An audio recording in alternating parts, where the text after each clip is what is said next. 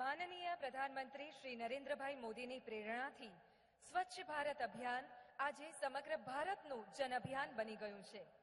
કચરાનું વૈજ્ઞાનિક ઢબે વિભાજન પણ તેનું એક મહત્વનું ઘટક છે. દાદરા અને નગર હવેલીમાં door to door waste collection તેમજ ઘન કચરાના વિભાજન અને પ્રોસેસિંગના લોન્ચ માટે માનનીય પ્રધાનમંત્રીશ્રીને વિનંતી કરીએ છીએ.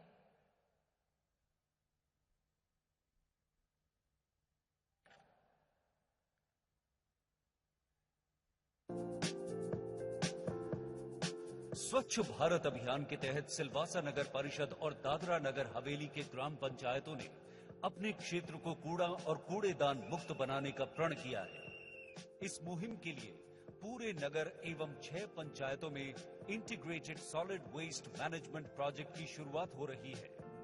प्रतिदिन एक नियत समय पर घर घर से अलग अलग गीला और सूखा कूड़ा बंद गाड़ियों में एकत्रित किया जाएगा. सारी गाड़ियों में जीपीएस लगाया गया है और कंट्रोल रूम से उनकी मॉनिटरिंग की जाएगी. गीले कूड़े से जैविक खाद बनाई जाएगी और सूखे कूड़े को रिसाइकिल किया जाएगा. प्रशासन को गर्व है कि 100 टन से अधिक कूड़े को प्रतिदिन वैज्ञानिक प्रक्रिया से खाद में बदल दिया जाएगा. स्वच्छ भारत अभियान में दादरा और नगर हवेली के प्रशासन और नागरिकों का ये महत्वपूर्ण कदम है. आज जब इस मुहिम की शुरुआत स्वच्छ भारत के प्रणेता माननीय प्रधानमंत्री श्री नरेंद्र मोदी जी के कर कमलों से हो रही है, यहाँ का जनमानस खुशी से गदगद है.